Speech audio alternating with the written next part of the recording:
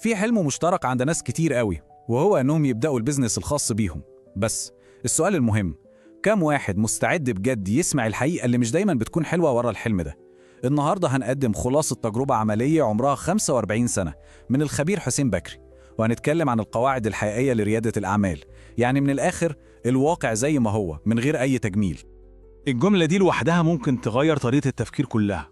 هي بتلخص فلسفة كاملة في البيزنس، فلسفة بتبدأ من أرض الواقع مش من السحاب. طيب إيه هي أكبر الأوهام اللي بتخلي المشاريع الجديدة تقع؟ يلا بينا نمسكهم وهم ونكسره. دايما البداية بتبقى فكرة عبقرية، الواحد بيحس إنها خلاص هتغير الدنيا. بس الحقيقة المرة إن الفكرة دي مهما كانت مبهرة لوحدها كده ملهاش أي قيمة. عاملة بالظبط زي ما يكون معانا بذرة نادرة ورحنا رميناها على أرض صخرية، من غير التربة الصح اللي هي السوق مستحيل هتنبت. طبعا السؤال ده ممكن يبان عبيط شوية، لكنه بيوصلنا لنقطة أساسية ومهمة جدا. أحسن منتج في الدنيا لو اتحط في المكان الغلط نتيجتي الحتمية هي الفشل. السياق يا جماعة هو كل حاجة. يعني قبل ما الواحد يقع في غرام فكرته لازم الأول ياخد خطوة لورا ويسأل بجد، هو مين الناس اللي المفروض هتدفع فلوس في الفكرة دي؟ وهل هم فعلا محتاجينها؟ وهل معاهم فلوس يشتروها أصلا؟ وهل هم موجودين في المكان اللي الواحد بيستهدفه؟ دي الأسئلة الحقيقية. ناس كتير بتراهن على إن الفكرة الجامدة هي اللي هتكسب، بس في سباق البيزنس الحصان اللي تكسب دايما هو حصان التنفيذ الصح، والفارس اللي بيعرف يسوقه هو الخبرة. الخوف ده بالذات بيخلي ناس كتير تجري وتدور على تمويل ضخم المشاريع لسه مجرد حبر على ورق، وده يعتبر واحد من أكبر الفخاخ اللي رواد الأعمال بيقعوا فيها في البداية. يعني ببساطة في عالم البيزنس مفيش حاجة اسمها فكرة في سرية تامة. الحماية الحقيقية للمشروع مش في حجمه ولا في إنه سري، الحماية الحقيقية في سرعة التنفيذ والتطوير، والخبرة هي اللي بتدي اللياقة الكافية عشان الواحد يجري أسرع من أي منافس تاني. الطريق الصح للبيزنس مش خط مباشر من الفكرة للفلوس، لا خالص. دي رحلة بتبدأ من جوه السوق نفسه. الأول الواحد بينزل يشتغل في المجال حتى لو موظف ويكتسب خبرة عملية. من قلب الشغل ده بتبدأ تظهر قدامه فرصة حقيقية مش مجرد فكرة خيالية. بعدها يبدأ يبني شبكة علاقات مع موردين وزباين، وفي الآخر يختبر فكرته دي على صغير قوي، يعيش المشروع ببلاش زي ما بنقول قبل ما يفكر يحط فيه جنيه واحد من جيبه. كتير من الناس فاكرين إن الفلوس هي الدرع اللي بيحمي أي مشروع، يعني لو في رأس مال كبير يبقى المشروع ده في أمان. بس هل الكلام ده صح؟ خلينا نشوف. الفلوس عاملة زي البنزين للعربية، لو العربية نفسها سليمة ومدروسة صح البنزين هيخليها تسافر لأبعد مكان. لكن لو العربية أساساً فيها عيب كبير في التصميم، كل اللي البنزين هيعمله إنه هيخلي الحادثة أكبر وأعنف. الفلوس بتكبر نتيجة البداية سواء كانت صح أو غلط. النقطة دي مهمة جدا في موضوع الشراكة. الشريك اللي داخل بمجهوده وفكرته لازم يكون رب صنعة، يعني بالبلدي كده أسطى في مجاله، عنده خبرة ومهارة حقيقية ومثبتة، مش مجرد واحد عنده فكرة وخلاص. من غير الصنعة دي قيمته المضافة للمشروع تعتبر صفر. نيجي بقى للحظة الحقيقية، لحظة المواجهة بين الحماس والأحلام الوردية وبين لغة الأرقام اللي ما بتعرفش تجامل. هنا بيبان المشروع ده مجرد فكرة حلوة ولا بيزنس حقيقي ممكن يكسب.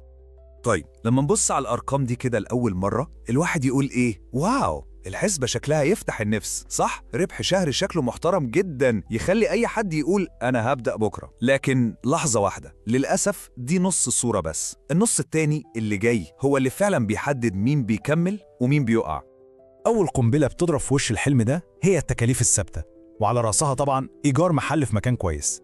ده رقم لازم يدفع كل أول شهر، سواء اتباع تيشيرت واحد أو اتباع 1000 تيشيرت. وبعدين المرتبات، لازم يكون في ناس بتساعد في المكان، والناس دي ليها مرتبات. ده التزام شهري ثابت لازم يتغطى حتى لو المبيعات في شهر كانت ضعيفة. ولسه القايمة طويلة، في فواتير كهرباء ومياه ونت، في مصاريف تسويق عشان الناس أصلا تعرف إن المحل ده موجود، في تكاليف نقل وبضاعة، في إهلاك للديكور والأجهزة. كل دي فلوس بتطير من الربح كل شهر، وفجأة الحلم الوردي ده بيبدأ لونه يبهت. بص بقى على الصورة الكاملة. بعد ما بنشيل كل المصاريف الثابتة دي اللي بتدفع كده كل شهر، بنكتشف إن الربح الحقيقي هو مجرد جزء صغير من الرقم الكبير اللي حلمنا بيه في الأول. النقطة اللي الإيرادات فيها يدوب بتغطي المصاريف دي اسمها نقطة التعادل، ودي الحفرة اللي معظم المشاريع الجديدة بتقع فيها لأنها مش بتبقى حسبها صح. ونفس طريقة التفكير دي لازم نطبقها على حجم السوق. لو اتفتح محل في مول كبير بيدخلوا 200,000 واحد، ده مش معناه إن في 200,000 زبون محتمل، لأ، معظم دول جايين يتفرجوا أو ياكلوا أو يشتروا حاجات تانية خالص. اللي فعلا ممكن يفكر يشتري المنتج بتاعك ممكن يكونوا كام ألف بس، ودول كمان في 15 منافس تاني بيحاولوا يبيعوا لهم. السوق الفعلي دايما أصغر بكتير من اللي بنتخيله. وأخيراً لازم نكسر أكبر أسطورة، الفكرة الرومانسية بتاعت أنا هبقى مدير نفسي والحرية اللي بتيجي معاها. الحقيقة بقى إن اللي بيحصل هو استبدال مدير واحد بجيش كامل من المديرين الجداد.